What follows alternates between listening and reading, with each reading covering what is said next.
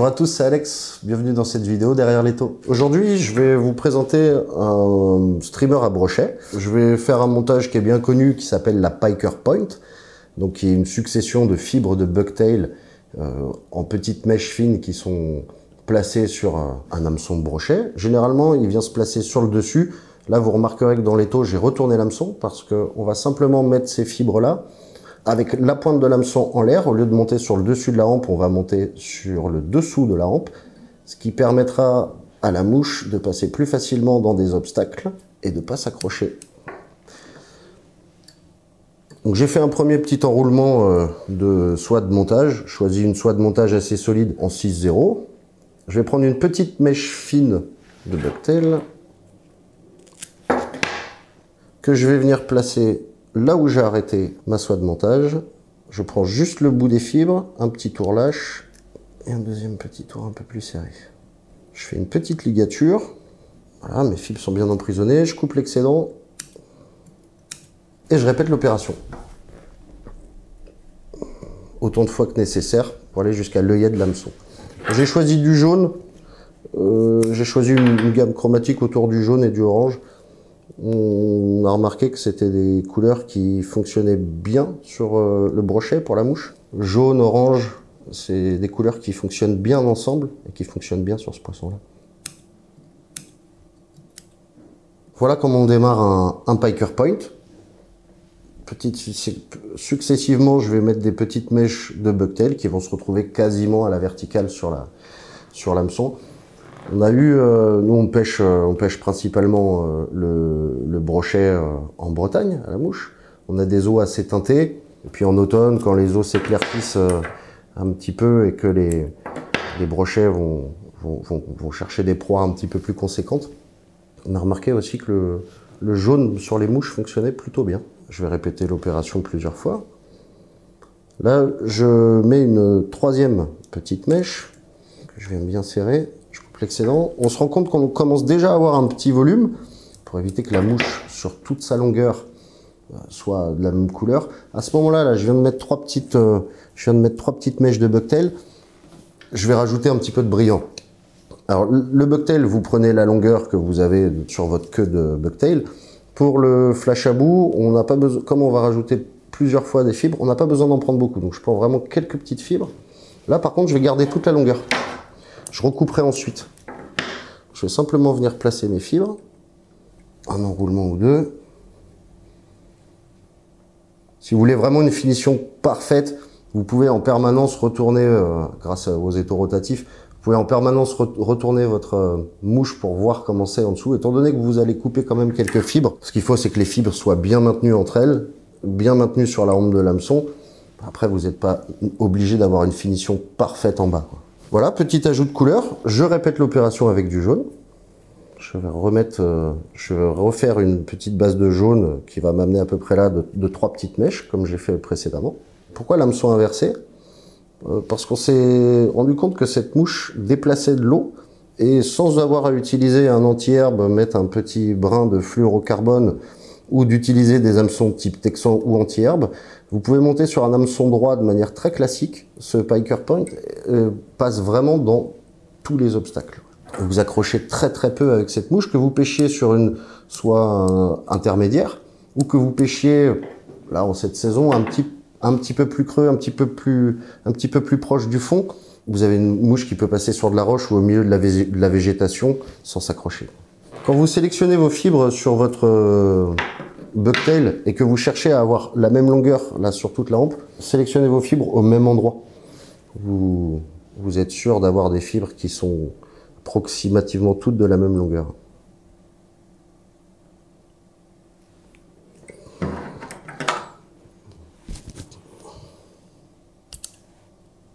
Voilà.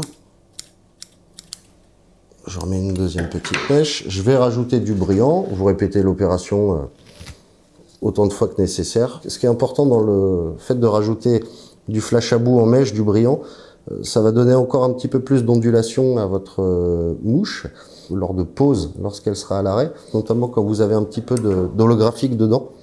La mouche, même à l'arrêt, quand les fibres dansent, entre guillemets, dans l'eau, continue d'envoyer des flashs et elle reste pêchante. Donc voilà, j'ai répété l'opération. Toutes les 3 mèches de jaune, j'ai rajouté un petit peu de flash à bout. Je mets une dernière petite mèche jaune en arrivant près de l'œillet pour donner un petit côté attractif à la mouche et puis que ce soit pas trop monochrome. Je vais rajouter un petit peu de orange maintenant à ce jaune. Je prends toujours du bucktail. Je choisis orange cette fois-ci. J'essaie de choisir une mèche qui soit vraiment de la taille du jaune que j'ai mis. Les fibres que vous allez placer en tête, là tout le long de la hampe, j'ai mis des fibres, j'ai mis des pincées de fibres plutôt fines, à chaque fois assez allégées avec pas trop de matériaux pour que la pointe puisse être bien dégagée. Là, la mèche que je vais mettre en orange, je la fais un tout petit peu plus volumineuse. Et là, je vais rajouter ma petite mèche d'orange en tête. Vous faites attention qu'elle soit bien placée sur le dessus de la hampe. Ça peut arriver que ça tourne légèrement. À vous de regarder votre mouche un petit peu sous tous les angles pendant que vous la montez, simplement pour vous assurer que tout soit bien placé verticalement. Étant donné que j'ai mis du bucktail orange après le jaune, je vais changer un tout petit peu ma couleur de flash à bout et mettre du rouge, simplement pour soutenir un petit peu plus le changement de couleur en tête. Donc, je vais prendre un tout petit peu plus de fibres que je l'avais fait pour l'holographique et je vais venir coucher une mèche de rouge sur le orange.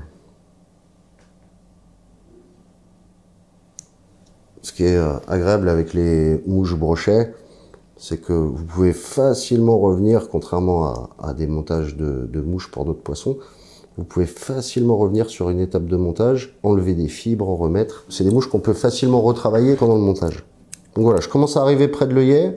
Je garde à l'esprit que je veux quand même une dernière mèche qui va coiffer l'ensemble.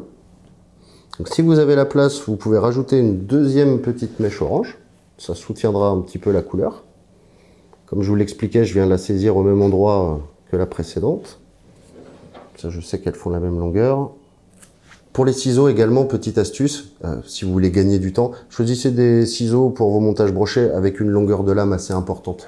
Ça vous permet de bien venir coiffer et de bien venir couper les excédents de fibres à la même taille, à la même longueur. Voilà, la dernière mèche d'orange. Je viens ressoutenir cette petite mèche d'orange encore avec un petit ajout de brillant en flash à bout rouge.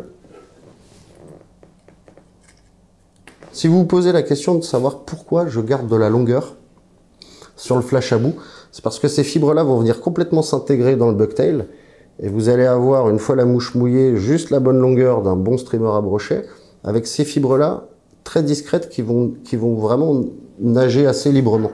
Ça donne des nages assez ondulantes et on remarque que sur les brochets, bien souvent, lors de pause et de récupération, sur les mouches, c'est assez efficace. Voilà, la mouche est quasiment terminée. Je pourrais la laisser comme ça pour des soucis visuels et puis pour lui donner un petit aspect attractif encore un petit peu plus marqué.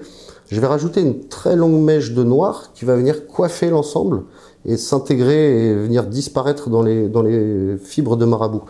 Alors, pour avoir des longues fibres noires comme ça, qui dansent bien, j'ai choisi du nayat. Vous voyez, je vais mettre une grande mèche qui va venir complètement finir la mouche. Sur le nayat ou sur d'autres fibres naturelles, ça arrive que vous n'ayez pas forcément la finesse de pointe à la base, parce qu'il y a souvent de la bourre.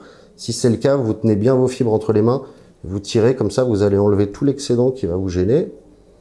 Ça vous permet de venir saisir vraiment toute votre mèche. Et je viens placer cette mèche-là bien dessus pour couvrir l'ensemble des fibres.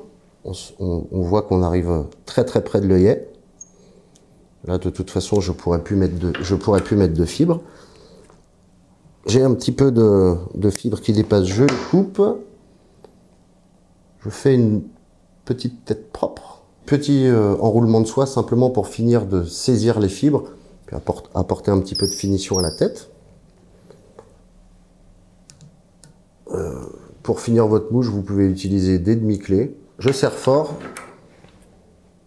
et je coupe. Bon, c'est une mouche à brochet, donc elle va subir. Là, elle a toutes ses fibres, c'est pas impossible qu'elle finisse un petit peu plus déplumée. Donc, ce que je cherche quand je suis à l'étau à monter mes mouches, c'est d'avoir une mouche quand même qui va durer un petit moment et qui est solide. J'assure la tête à la colle.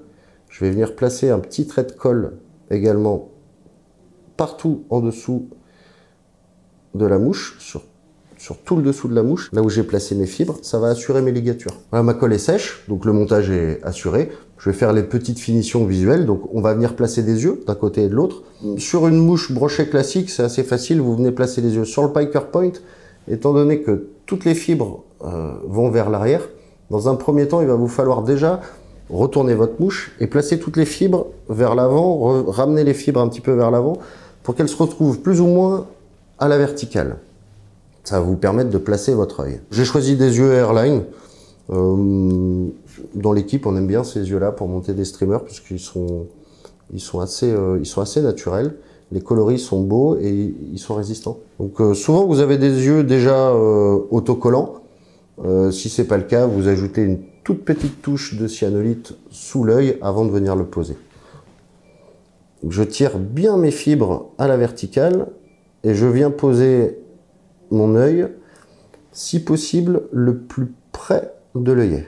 Votre œil doit se positionner à peu près comme ça pour cette mouche-là. C'est-à-dire que il faut pas qu'il dépasse la dernière mèche de fibre et il faut qu'il soit quasiment collé contre la hampe. J'ai fait un côté, je répète l'opération de l'autre côté, je pose mon œil, voilà.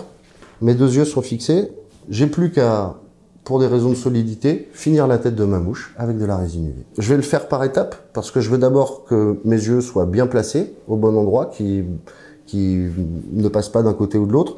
Alors pour ça, je vais toujours garder mes fibres verticales. Comme mes yeux sont collés dessus, je tire légèrement sur mes fibres. J'ajoute une petite touche de résine UV. Là, j'ai choisi de la médium, c'est un streamer brochet, donc ne choisissez pas des viscosités trop fines. C'est plus facile de travailler avec de la médium. Une bonne lampe UV assez puissante, comme ça vous n'avez pas à attendre trop longtemps pour que la résine se fige et durcisse bien. Voilà, là j'ai simplement assuré mes yeux, je sais qu'ils sont bien collés, ils sont solidaires de la résine. Ce serait presque trop fragile de les laisser comme ça. Donc une fois que j'ai fait cette étape-là, je vais venir finir depuis l'œillet et depuis ma ligature, je vais venir mettre de la résine en dépassant légèrement sur mon œil. Vous pouvez même, moi j'aime bien aussi, vous pouvez même directement les recouvrir de résine. Rien ne vous empêche de faire les deux côtés d'un coup. Vous remarquerez quand même sur ces mouches-là, c'est bien de faire un côté puis l'autre, parce que ça vous permettra de bien venir placer la résine là où vous le souhaitez. Et surtout, ce qui est à noter, c'est que les résines, même si les viscosités sont importantes, ont tendance évidemment à couler. Donc si vous voulez avoir quelque chose d'uniforme, faites un côté, puis l'autre, et ensuite vous faites une couche de finition générale. J'ai fait un côté, je vais venir faire l'autre de la même manière. Je positionne de la résine, je viens placer de la résine en mordant un petit peu sur la ligature de fin. Je viens recouvrir l'œil, je vais recouvrir l'œil que je lisse. Et je fiche tout de suite à la lampe. Si je veux éviter d'avoir un point d'accroche devant le streamer, je viens juste tirer la dernière mèche que j'ai mise, la mèche de finition. Je place un tout petit peu de résine là aussi à mordre entre les yeux et sur la ligature. Voilà. Je vais avoir une tête plus solide que si j'avais pas placé la résine. Et enfin, maintenant que la colle a séché, je viens placer de la résine sous la mouche. Et le fait de placer de la résine sous la mouche va non seulement protéger votre ligature, donc éviter que des mèches de bucktail puissent s'en aller, et en plus, étant donné que c'est une mouche qui peut passer sur les obstacles, le fait de rajouter de la résine va augmenter encore la résistance générale du modèle. Je finis de figer la résine. Une fois que la résine a été fixée et les finitions faites, on se retrouve avec une mouche qui n'est pas trop volumineuse, mais qui déplace de l'eau, qui passe dans les obstacles, qui est très efficace lorsque vous effectuez une tirée, parce que les mèches vont venir s'écraser sur la mouche, et lorsque vous relâchez, lors d'un arrêt, les mèches reviennent dans leur position, le bucktail prend du volume, et les mèches reviennent dans leur position droite naturelle, verticale. Voilà, j'ai terminé ce Piker Point inversé, avec l'hameçon caché dans les fibres pour pouvoir passer dans les obstacles. Aujourd'hui, jaune, orange et noir. J'aime bien aussi le monter en chartreuse et blanc. J'aime bien le monter avec du rose. J'aime bien le monter en coloris perche. Je vous invite d'ailleurs à varier les couleurs de ce montage. Les étapes successivement prennent un petit peu de temps à être mises en place. Par contre, comme vous avez pu le voir, il n'y a rien de spécialement technique pour faire cette mouche-là, si ce n'est répéter la même opération plusieurs fois et un petit peu de patience. Pour ma part, je vous ai présenté cette mouche-là, mais j'ai hâte sur une même base de voir vos réalisations et vos éventuelles variations. Si vous avez des questions sur les modèles, on reste disponible de toute façon pour vous répondre, par mail, par téléphone. Vous pouvez aussi passer au magasin. N'hésitez pas à nous les montrer, quel que soit le moyen. Et puis ça nous permettra de parler de pêche et de montage de mouches et de continuer à échanger et à partager ensemble. Sur ce, on se donne rendez-vous très prochainement pour un nouveau montage derrière l'étau. À très bientôt.